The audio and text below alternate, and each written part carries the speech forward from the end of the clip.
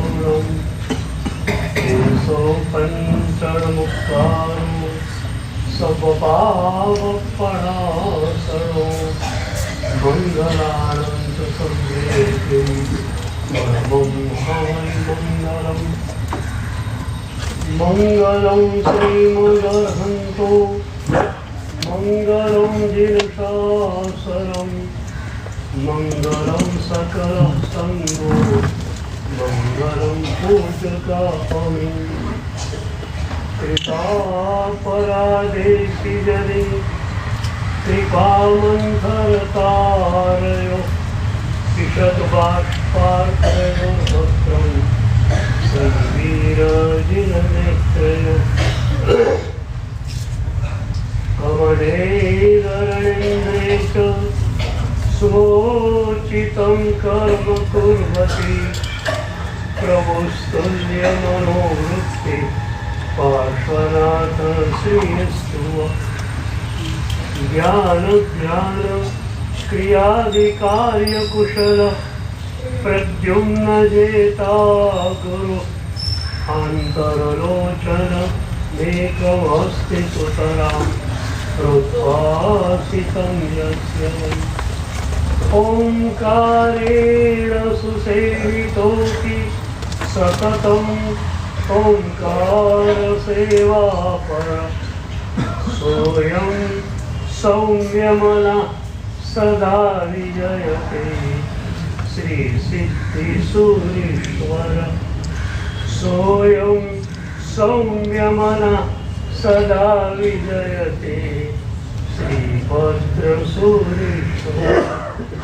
सोऽयं सौम्यमनः सदा विजयते ओंकारसूरीश्वर सोऽयं सौम्यमनः सदा विजयते अरविंदसूरीश्वर। पूज्यपाद आनंद घनजी भगवंतनी परावाणी विश्व जिनेश्वर प्रीतम महारो પ્રભુના પરમ પ્રેમમાં ડૂબવાનું એક મજાનું આમંત્રણ.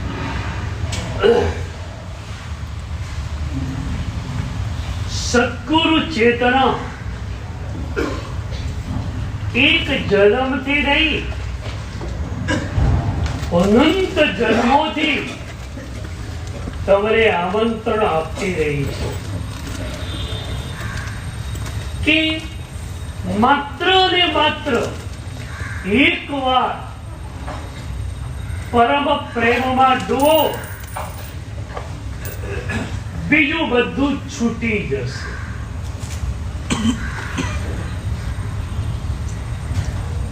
અને આમ કહેવાય જર્ની લાંબી, પણ એક જ ડગલું આપણે ચાલવાનું. એક ડગલું આપણે ચાલ્યા, પ્રભુ ઉચકીને બાહુમાં લઈ જાય.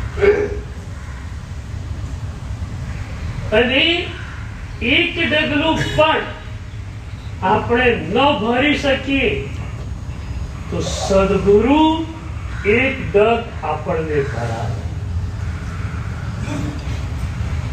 અને એટલી જ ભક્ત ક્યારે પણ સદગુરુને ભૂલી શકતો નથી. બહુ જ પ્યારી ઘટના યાદ આવે.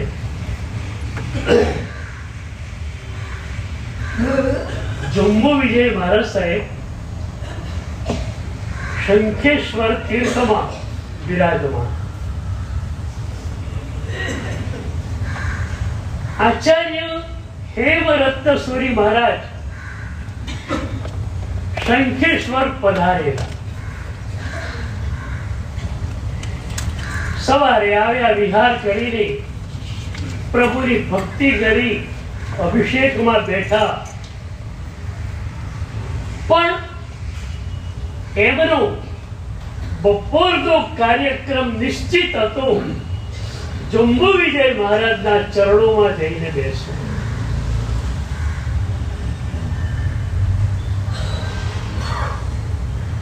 બપોરે 2:30 વાગે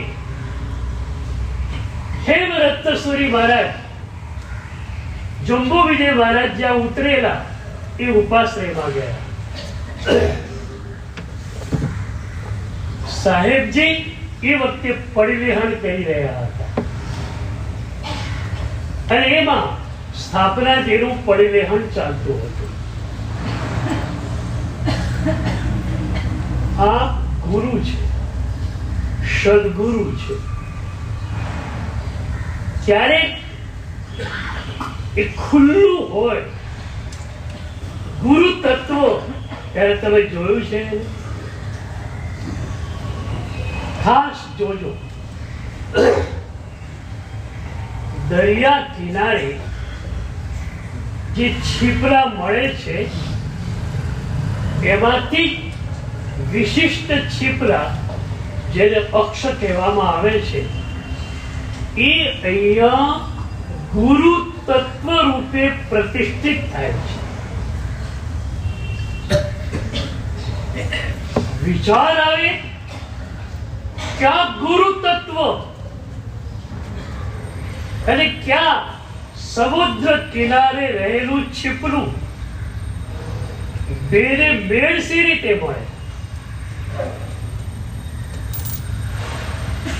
તપાગચ્છ સિવાયના કેટલાક ગચ્છોની પરંપરામાં અહીંયા સુધર્મા સ્વામી ભગવાનની મૂર્તિ રાખવામાં આવે છે.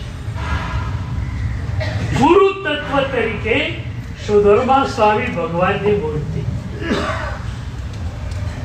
આપણા તપાગચ્છની અંદર આ અક્ષ આપણે રાખીએ છીએ. ક્યારેક જોજો ખ્યાલ આવશે. એમાં આટા આટા આટા હોય છે. ગુરુ શું કામ કરે?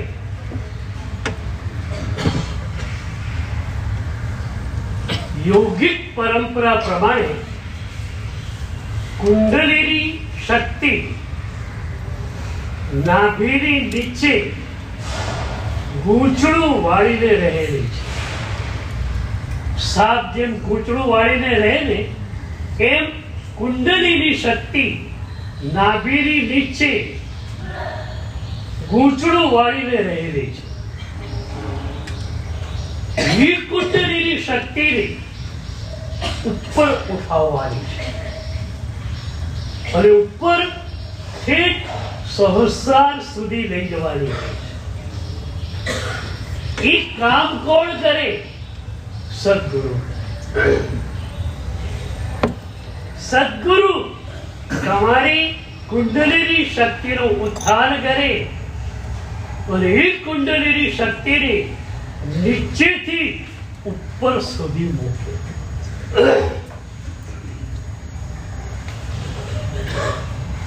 તમારી પાસે શક્તિ છે પણ એ શક્તિને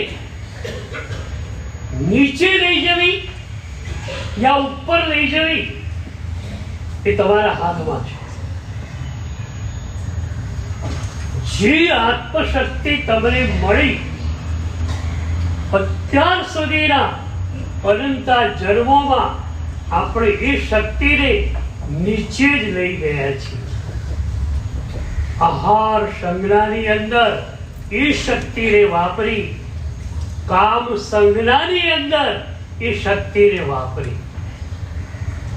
હવે શું કરવાનું છે? એ શક્તિનું ઉર્ધ્વીકરણ કરવાનું છે. આપણી ભારતીય પરંપરામાં એક શબ્દ આવે છે ઉર્ધ્વ રેતસ. રેતસ એટલે શક્તિ. જેણે પોતાની શક્તિને ઉપર ચડાવી એનું આખું વ્યક્તિત્વ બદલાઈ જાય છે. આપણા ઘણા બધા મહાપુરુષોના ચિત્રો આપણી પાસે નહોતી, પણ એ ચિત્રોને જોઈએ તો લાગે કે એ ગુરુએ પોતાની શક્તિનું કેટલું તો ઉર્ધ્વીકરણ કરેલું હતું. તમારો ચહેરો જોતાની સાથે સદગુરુ નક્કી કરી શકે છે કે એણે પોતાની શક્તિને નીચે લઈએ છે કે ઉપર લઈ ગઈ છે. તો કુંડળી શક્તિનું ઉત્થાન થાય ત્યારે શક્તિનું ઉર્ધ્વારોહણ થાય. જે આત્મશક્તિને તમે સંગ્રહોની અંદર વાપરી એને જ તમારા ઉચ્ચ કક્ષાના ગુણોને ખીલવવા માટે તમે વાપરી શકો છો. સદગુરુ એ કુંડળીની શક્તિનું ઉત્થાન કરે છે. એના માટે અહીંયા આ અક્ષર પસંદ કરવામાં આવ્યા. ખ્યાલ આવે કે આપણી કુંડળીનું ઉત્થાન કરનાર આ સદગુરુ છે. તો જંબુ વિજય મહારાજ સાહેબ પડીલેહણ કરી રહેલા હતા.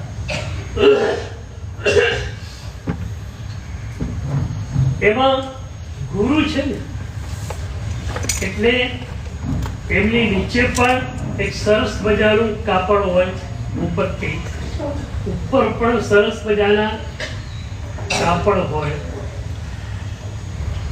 પણ જંબુ વિજય મહારાજ સાહેબ જ્યારે પડીલેહણ કરતા હતા ત્યારે એ વસ્ત્રો બધા જૂના થઈ ગયેલા હતા. હેમરક્તેશ્વરી મહારાજે જોયું. એમણે વિનંતી કરી કે સાહેબ થોડી વાર માટે આ વસ્ત્રો આપો તો મારો શિષ્ય કાપ કાઢીને લઈ જાઓ. પડીલેહણમાં બોલાય નહીં. જંબુ વિજય મહારાજે ઈશારાથી ના પાડી, પોતાનું કામ ચાલુ રાખ્યું. પડીલેહણ પૂરું થયું પછી આસન પર બેઠા. હેમરક્તેશ્વરીએ પૂછ્યું, સાહેબ કેમ ના પાડી આપે? ત્યારે એમણે કહ્યું, હેમરક્તેશ્વરી, આ સ્થાપનાચાર્યજી મારા ગુરુદેવના છે.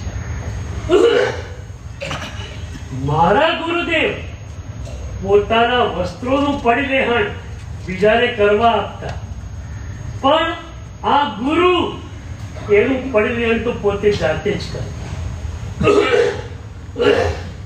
કોઈ પણ મહાત્મા આવે, સાહેબ સ્થાપનાજીનું પડીલેહણ નહીં, એ હું જ કરીશ. મારા ગુરુ છે, મારા ગુરુની ભક્તિ મારે કરવાની. જંબુ વિજય મહારાજ સાહેબ કહે છે, એ મારા ગુરુદેવ વર્ષો સુધી આ જ વસ્ત્રો દ્વારા, આ મુપત્તિ દ્વારા સ્થાપનાચાર્યજીનું પડીલેહણ કરતા હતા. જ્યાં સુધી મારા ગુરુદેવ હતા ત્યાં સુધી એમના ચરણોમાં પડીને એમની ઉર્જાને હું પ્રાપ્ત કરતો હતો. આજે મારા ગુરુદેવ નથી ત્યારે એમણે જેનો સ્પર્શ કરેલો છે એ આ વસ્ત્રોનો સ્પર્શ કરીને હું એમની ઉર્જાને મેળવું છું. તમે કહો છો એનો કાપ કાઢી નાખીએ, એને ધોઈ નાખીએ. તમે એને ધોઈ નાખો તો મારા ગુરુની ઉર્જા ક્યાં રહે પછી?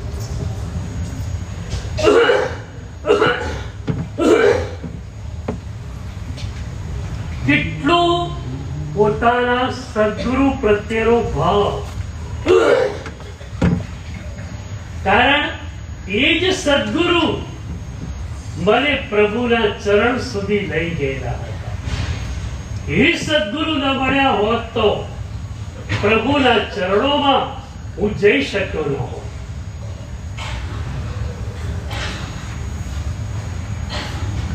એક ડગલું સદગુરુ ચલાવી દે, તમારે જલસો જ છે.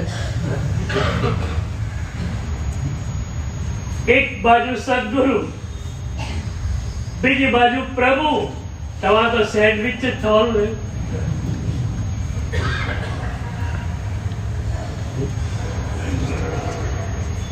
કેટલા ભાગ્યશાળી તમે બોલો, કેટલા નસીબદાર. સદગુરુ તમારી પર્સનલ કેર કરે,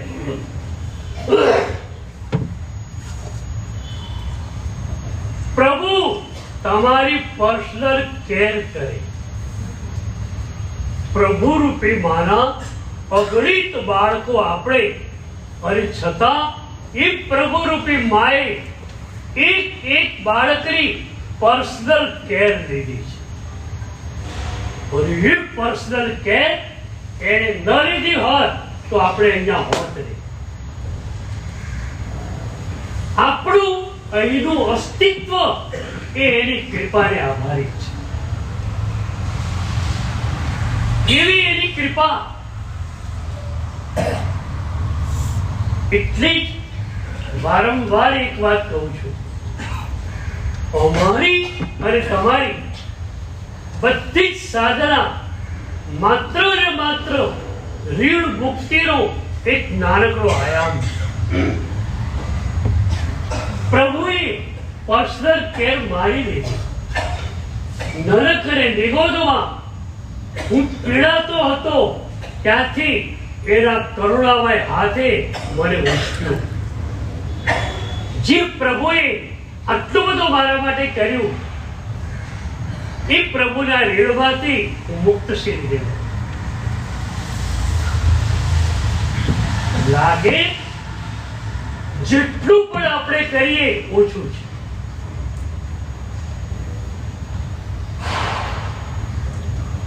એક મજાની ઘટના તો 101 વર્ષ પહેલાની છે. એક ગામમાં એક હિન્દુ સદગુરુ આવ્યા.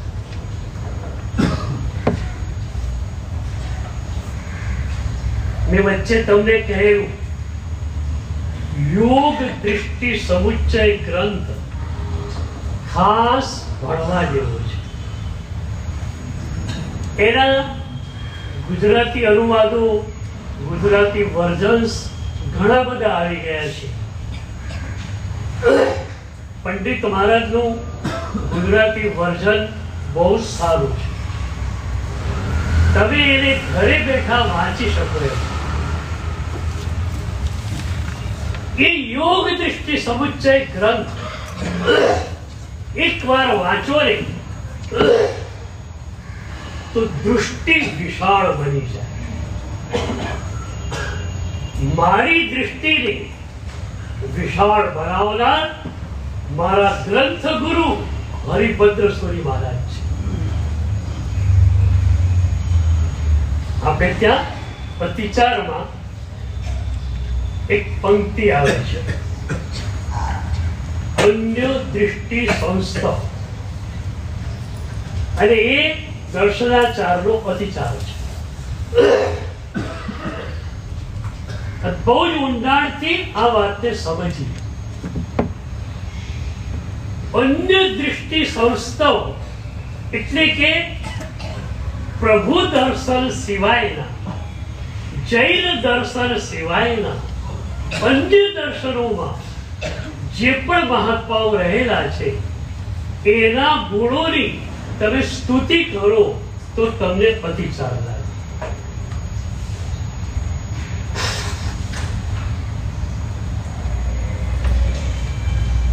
પણ આ કઈ રીતે? એક બાબતને શબ્દોમાં ખોલવામાં આવી છે. ધારો કે અત્યારે એક હિન્દુ ગુરુ છે, અત્યંત નિષ્પ્રિય છે, બીજા બધા ગુણોથી યુક્ત છે. હું એમને નજીકથી ઓળખતો પણ હોઉં, પણ અત્યારે એ ગુરુ વિદ્યમાન છે અને એમનો બાહ્ય આચાર જે છે એ કદાચ બરોબર ન પણ હોય. એથી મારે જાહેરની અંદર એમની સ્તવના ન કરવી જોઈએ, કારણ એમની પ્રશંસા હું કરું, કોઈ લોકો એમના દર્શને જાય કે ઘાસની લોન પર બેઠેલા હોય, જાત જાતની વાતો કરી રહેલા હોય, તમે એમને જુઓ અને તમને થાય આવા મહાત્મા અને સાહેબે એમની પ્રશંસા કરી. એટલા માટે અન્ય દૃષ્ટિ સંસ્થાઓની ના પાડે, પણ જે પહેલી, બીજી, ત્રીજી કે ચોથી દૃષ્ટિમાં આવેલા સંતો હતા, જે વિદેહ થઈ ગયા છે, અત્યારે નથી, એમના ગુણોને ગાવામાં કોઈ વાંધો નથી. એ રમણ મહર્ષિની વાતો પણ હું કરું છું, રામકૃષ્ણ પરમહંસની વાતો પણ હું કરું છું. કોઈ વાંધો નથી, શાસ્ત્ર મને છૂટ આપે છે. કારણ કોઈ પણ ગુણી હોય, આપણે ગુણાનો રાગી છીએ તો એમના ગુણોને આપણે જોઈ શકીએ છીએ. ત્યાં માત્ર તકલીફ પેલી હતી કે વર્તમાનમાં રહેલા યોગી હોય અને તમે એમને મળવા જાઓ અને તકલીફ થાય, પણ વિદેહ થયેલા યોગી છે તો એમના ગુણોની હું વાત કરું, એમાં ક્યાંય વાંધો આવતો નથી. એટલે પહેલી થી ચોથી દૃષ્ટિ સુધી મિથ્યાત્વ છે, પણ અનાદિ મિથ્યાત્વ અલગ, આ મિથ્યાત્વ અલગ. અનાદિ મિથ્યાત્વી જે છે તે તો ભીતર ડૂબેલો છે વિષય કષાયના કણોમાં. આ મિથ્યા દૃષ્ટિ એવો છે કે જેને હજુ સંપૂર્ણ સરસ વિઝન મળ્યું નથી, પણ એ દિશામાં એ ચાલી રહ્યો છે. એટલે ક્યાંય પણ તમે ગુણ જુઓ, બે ધડક ગુણાનું રાગી બની જજો અને એ ગુણોની પ્રશંસા કરજો. મારી દ્રષ્ટિએ છે ગુણાનું રાગ અને બીજાના ગુણોની પ્રશંસા એ જ પ્રાયશ્ચિત્ત છે. અનંત જન્મો સુધી એક જ કામ કર્યું છે, બીજાના દોષોને જોવા.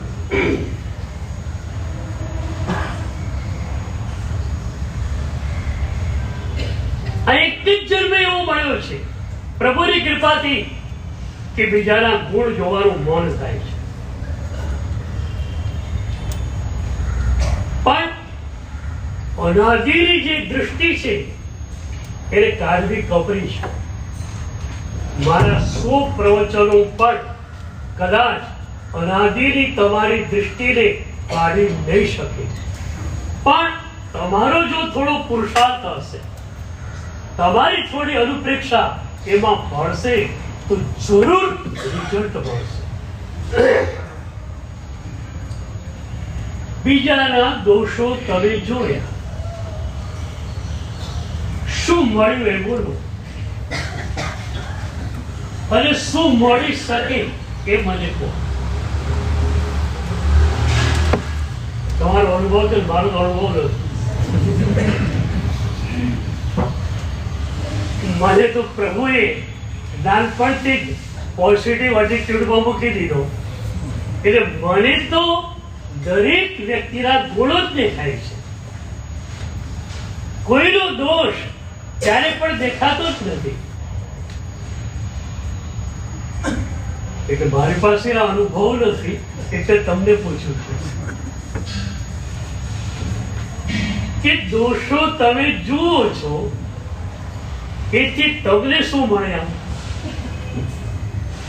શું ગર્ભબંધની વાત બાજુમાં રાખી આપણે, આ જીવનમાં તમને શું મળે?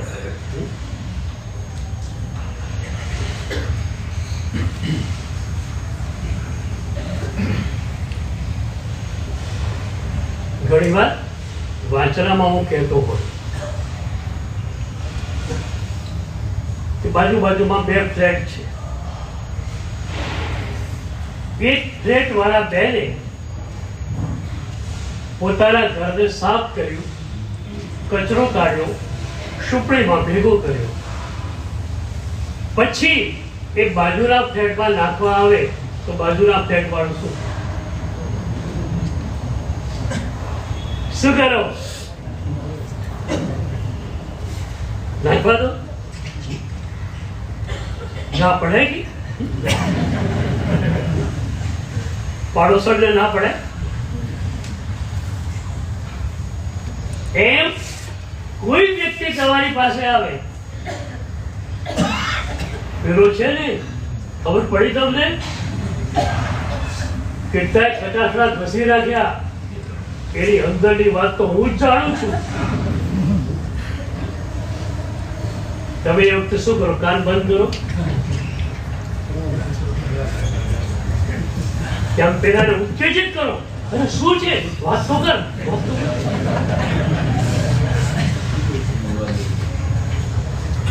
એટલે પેલાના ઘરનો કચરો કોઈ તમારા ઘરમાં નાખવા આવે, તમે તૈયાર છો એમ? કચરો કોકના ઘરનો નાખવા આવનાર બીજો છે અને તમારા ઘરમાં નાખવા માંગે છે, તમે એને વેલકમ કરો છો, બરોબર? તમે આમ પ્રબુદ્ધ ગણાવો છો. પ્રબુદ્ધ માણસ આવું કરી શકે ક્યારે? બીજાના દોષોને સાંભળવા તમને એમ લાગે છે કે કચરા જેવી વાત છે, આથી મને શું ભણવાનું? કોઈના પણ ગુણોને સાંભળીશ તો ઈચ્છા થશે કે મારે પણ એવા થવું, પણ કોઈના દોષોને સાંભળીને શું ઈચ્છા થવાની?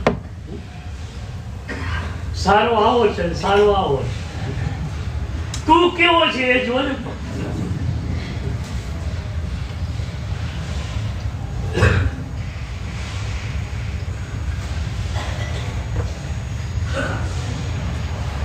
તો હિન્દુ સદગુરુ આવ્યા ગામમાં. ગામના એક આગેવાન ભાઈ પૂરા સમાજમાં, પૂરી એમની જ્ઞાતિના ગામોમાં એમની પ્રતિષ્ઠા. કોઈ પણ કાર્ય સમાજના લેવલે, જ્ઞાતિના લેવલે કરવાનું હોય, આ ભાઈની હાજરી હોય ને હોય.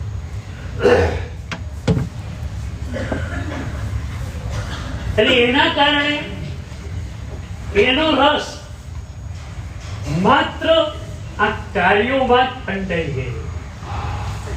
કારણ એ સેવાના દેખીતા કાર્યો કરે, લોકો એની પ્રશંસા કરે, આનો અહંકાર વધે. આવો માણસ ગુરુ પાસે આવે ખરો?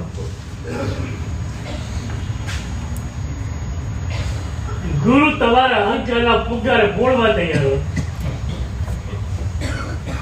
તમારે તમારા અહંકારના ફુગારે ફૂલાવવો છે, તમે ક્યાં જાઓ? બોલો, તમે જાઓ ક્યાં?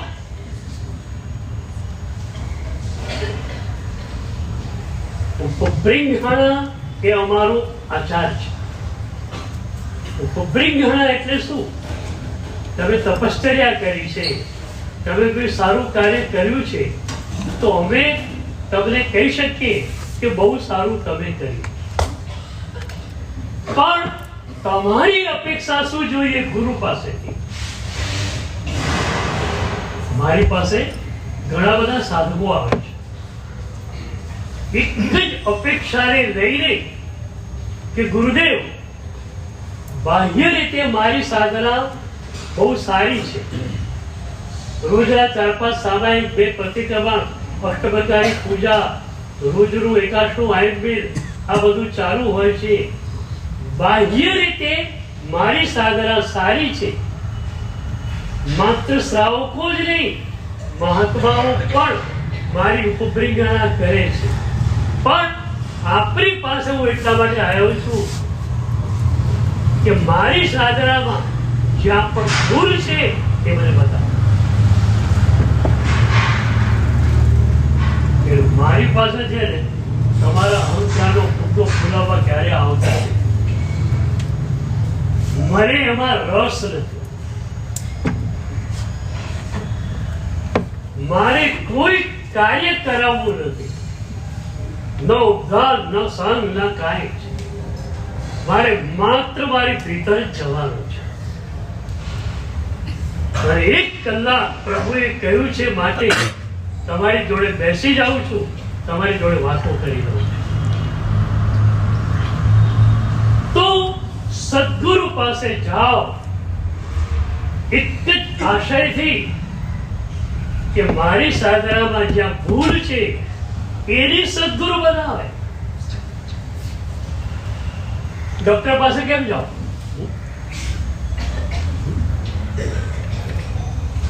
સાહેબ બહુ સરસ છે.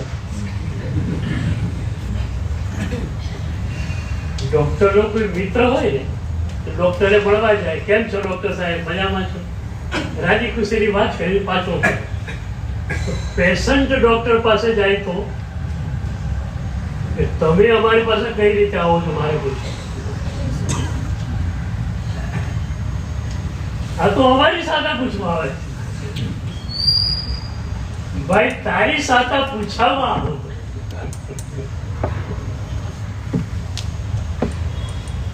Am I right, sir? સાહેબ હું બરોબર છું કે નહીં એ જોઈ આપો. માત્ર અમારી સાતા પૂછીને તમે રવાના થઈ જાઓ છો. ભાઈ અમે તો સાદામાં જ છીએ અને તમે ન આવો તો ઓર સાદામાં હોઈએ.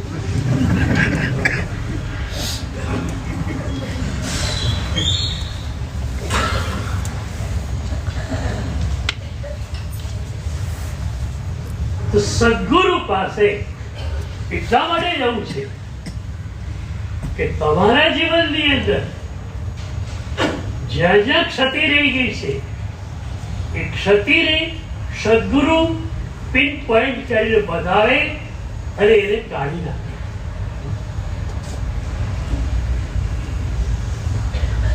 વર્ષોથી પ્રભુના પ્યારા શબ્દો સાંભળી રહ્યા છે, છતાં મનમાં સ્ટ્રેસ છે, તણાવ છે. તો એકવાર સદગુરુ પાસે બેસીને સમજવું કે તણાવ શેના કારણે છે. સાધના આટલી થઈ, તણાવ કેમ ન ગયો? અરે એક સાધના પ્રભુની કરીએ, આનંદથી પૂરું અસ્તિત્વ ઉભરાઈ જાય. અમારી પાસે જે આનંદ છે એ પ્રભુએ આપેલા અનુષ્ઠાનોનો આનંદ છે.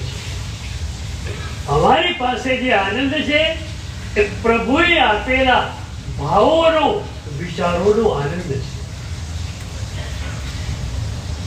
આ છે ને પોઝિટિવ થિંકિંગ પર બોલનારા જે મોટિવેટર્સ હોય છે એમનો રાફડો ફાટ્યો છે. હું સુરતમાં હતો અને એક બહુ મોટા મોટિવેટર આવવાના હતા. બહુ પ્રસિદ્ધ નામ હતું ખેર. તો આટલા મોટા પ્રસિદ્ધ મોટિવેટર આવવાના હોય એટલે મીડિયામાં ચર્ચા ચાલતી હોય. 1000 રૂપિયાની ફી હતી એને સાંભળવાની. કે આવી પણ ગયા. બીજા દિવસે એક ભાઈ મને મળ્યા. મને કે સાહેબ આ મોટિવેટર આવી ગયા, આપને ખ્યાલ છે? તો હા ખ્યાલ છે. મેં એને પછી પૂછ્યું તું ગયો હતો એમની સભામાં? મને કહું ગયો હતો. એ ભાઈએ વાત કરી કે 10 લાખ રૂપિયાની એની ફી હતી. 1.5 કલાક માટે બોલ્યા. 10 લાખ રૂપિયાની ફી હતી. એ દિલ્હીથી પ્લેનમાં આવ્યા અહીંયા 5 સ્ટાર હોટલમાં ઉતર્યા, ત્યાં ફ્રેશ થઈ અને આયોજકોએ આપેલી કારમાં હોલ સુધી આવ્યા, ભાષણ કર્યું, પાછા હોટેલ ઉપર ગયા, જમી કરી એરપોર્ટ ઉપર જઈ ફ્લાઇટ પકડી અને દિલ્હી પહોંચી ગયા. બધું જ ખર્ચ આયોજકોનો રોકડા 10 લાખ રૂપિયા એને લઈ લીધા. મેં કહ્યું ભાષણ કેવું હતું? મને કે આટલું મોટું પ્રસિદ્ધ નામ છે એટલે ભાષણ તો સારું હોય જ સાહેબ, પણ આપણે લોકોને જે માણસ સાંભળતો હોય એને કશું જ નવાઈ ભર્યું લાગે નહીં. આપ લોકો એકદમ મફત આપો છો, ચલો 10 લાખ રૂપિયા લઈને આપે.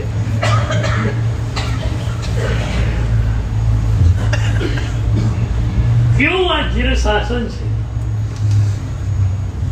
સદગુરુ સેંકડો અને હજારો ગ્રંથો વાંચીને એનો નિચોડ તમારી પાસે મૂકવા માટે તૈયાર છે. તમારા માટે પ્રભુના આગમો અને પાછળના શાસ્ત્રો ત્યાં સુધી જવાનો કોઈ માર્ગ હોય તો માત્ર પ્રવચનો છે.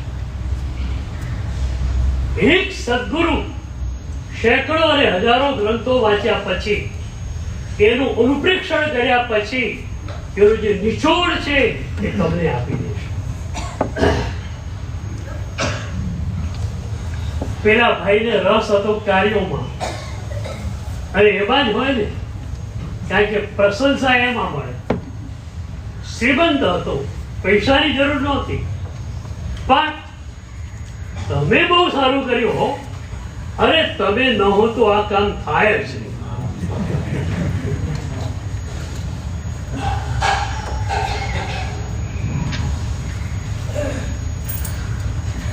બુદ્ધના જીવનની એક ઘટના આવે છે. બુદ્ધ પાસે એક સાધક આવ્યો, જ્ઞાની હતો, અહંકાર થોડો હતો. હું દીક્ષા લઈ લઉં પછી પેલા લોકોનું શું થાય, ગામમાં પણ હું અગ્રણી છું, ગામનું શું થાય. બુદ્ધ તો મહાવિચક્ષણ ગુરુ હતા. બુદ્ધે કહ્યું, હમણાં દીક્ષા ભિક્ષા તારે ન અપાય, તારે એક કામ કરવાનું છે. બોલો સાહેબ? તો કે જો અહીંયા રહેવાનું આશ્રમમાં મારી જોડે, રાત્રે સવારે મને વંદન કરી અને આ નગરના મોટા સ્મશાનમાં ત્યારે પહોંચી જવાનું. સવારથી સાંજ સુધી સ્મશાનમાં રહેવાનું. જમવાની વ્યવસ્થા ત્યાં આગળ ટિફિન દ્વારા તારે ગોઠવી દેવાની, અને સાંજે પાછો મારા આશ્રમમાં આવી ગયો. પેલો કે ઓકે સર. પહેલા દિવસે સ્મશાનમાં ગયો, અને અંતિમ યાત્રા આવી. આને પૂછ્યું કોણ મરી ગયું?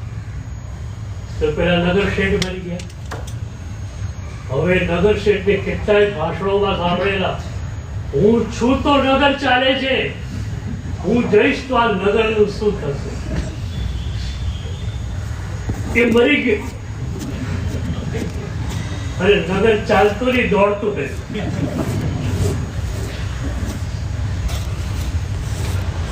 બીજો દિવસ, ત્રીજો દિવસ, મોટા મોટી હસ્તીઓ આવવા માંડી, જે એમ જ માનતી કે પોતે છે તો જ નગર ચાલે છે, જ્યારે પોતે નહીં હોય ત્યારે નગરનું શું થશે?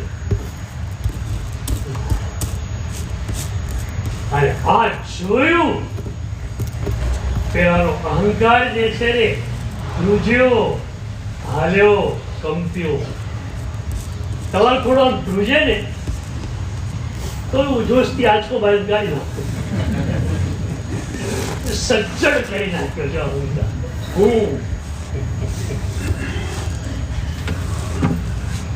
પેલાનો અહંકાર ઢીલો થઈ ગયો. સારું, આ માણસો, હું તો એની જગ્યાએ કાઢી નથી, હું તો ખાલી મારી શેરીમાં જ પ્રસિદ્ધ છું, નગરમાં મને કોઈ ઓળખતો નથી. આ માણસો આખું નગર નહીં, આખું રાજ્ય જેને ઓળખતું હતું.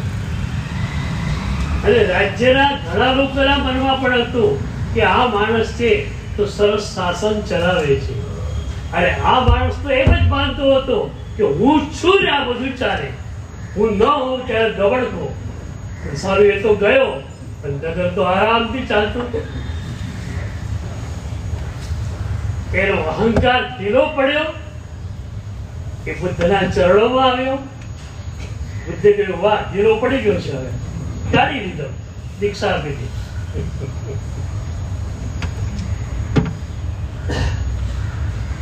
We have so much techniques. તમારા અહંકારને કાઢવા માટે ઘણી બધી ટેકનિક છે, પણ એક જ પ્રશ્ન પૂછું કે તમારે તમારો અહંકાર છોડવો છે ખરો? જે ક્ષણે તમને લાગે કે તમારો અહંકાર તમારા માટે ભાર રૂપ જ છે, એ ક્ષણે તમે પોતે છોડી દેશો. ઠંડી હોય, સ્વેટર પહેરો, બહુ ઠંડી હોય ને કાશ્મીર ગયેલા હો તો 2-3 બ્લેન્કેટ પહેરો, પણ ગરમી થાય એટલે પછી બ્લેન્કેટ છોડવાનો ઉપદેશ આપવો પડે ખરો? ઉનાળો આવ્યો, પરસેવો વળે છે, ભાઈ બ્લેન્કેટ છોડ, ઉપદેશ આપવો પડે. જે ક્ષણે તમે આ તમારો અહંકાર ભારરૂપ લાગશે, એક ક્ષણે તમે એને છોડી દેશો. આ હું નું વજન લાગે છે કે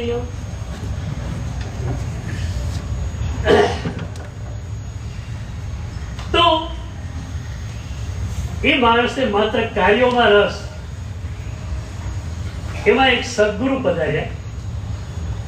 ગુરુ આવે એટલે એને ઉદ્ઘોષણા કરવા માટે હાજર રહેવું પડે, પણ એવો હોશિયાર માણસ કે કોઈ કામકાજ કાઢીને બહાર જતો રહે. એ પ્રભાવનાનું શું થયું, કેટલી પ્રભાવના છે, હરામ સાંભળે તો, કારણ કે એમાં એને રસ જ નહીં. ગુરુ તો શું કહેવાના, તારા હુંને કાઢ, મારે ક્યાં કાઢવું છે, મારે તો પંપાડવું.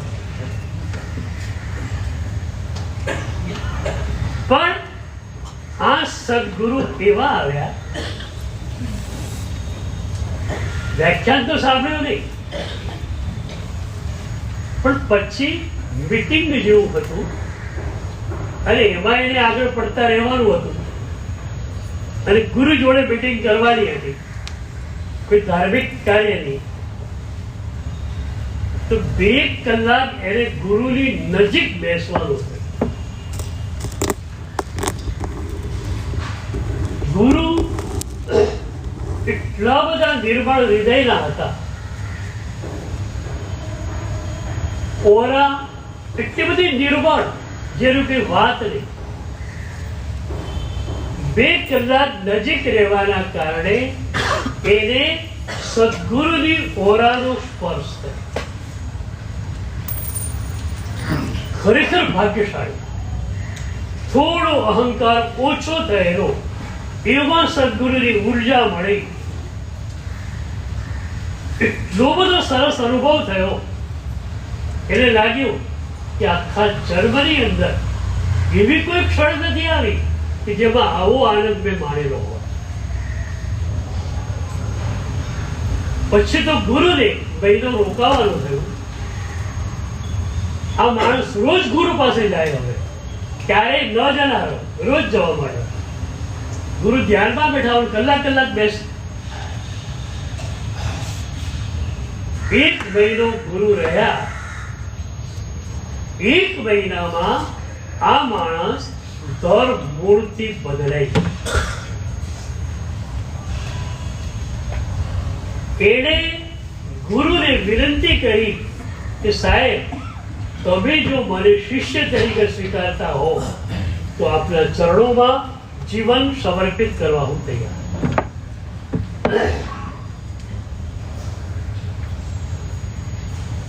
ગુરુએ જોયું ભીનો થયેલો માણસ છે,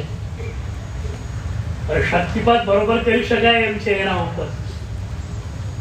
ગુરુએ એને સ્વીકારી લીધું અને એને નક્કી કર્યું હું સંન્યાસ લઈ રહ્યો છું. આખી એમની જ્ઞાતિમાં સોપો પડી ગયો. આ માણસ એ સંન્યાસ લેશે. કેટલા લોકો આવી ગયા, અરે તમે દીક્ષા લેશો, પછી અમારું શું? આ માણસ હસે છે કે ભાઈ કામ કરનાર હું ક્યાં હતો? એ તો મારો અહંકાર હતો, એટલે હું માનતો હતો હું કરું છું. બાકી તો પ્રભુની અને આવા સંતોની કૃપા જ કામ. વિચારો ધરમૂળથી બદલાઈ ગયા. એક ઘટના આવી ઘટે ને તમે પણ બદલાઈ જાઓ. મારે તમને બદલવા છે. હું એકવાર કહેતો હોઉં છું કે પ્રોફેસરનું પણ સ્ટેટસ છે ને ઉપર, સ્ટુડન્ટ્સ એકદમ હોશિયાર હોય એના ઉપર. કે કયા પ્રોફેસરના ક્લાસીસમાં જાઓ છો? એમ મને અહંકાર નથી, પણ મને પણ થાય કે અહીંયા આવીને પ્રભુની વાણી જે સાંભળે એ બદલાઈ જ જાય. કારણ યશો વિજય નામની ઘટના તો છે પણ નહીં, યશો વિજયને સાંભળવાનું પણ નથી. પણ પ્રભુને આપણે સાંભળીએ અને આપણે ન બદલાઈએ તો કેમ ચાલે? પરિવર્તન આવે અને અનાયાસ આવે. પ્રભુની કૃપા થઈ ગઈ, સદગુરુનો આશીર્વાદ મળી ગયો, બદલાઈ ગયા. કોઈ મહેનત નથી, કોઈ પ્રયત્ન નથી, અનાયાસ વેણ આખું બદલાઈ જાય. નથી બહુ મજાની આ કથા છે. આવું માણસ ગુરુ એને સ્વીકારે, ગુરુ એના ઉપર શક્તિપાત કઈ રીતે કરે, અને એ માણસ ક્યાં સુધી અંદર ઉતરી શકે એની વાત આવતીકાલે.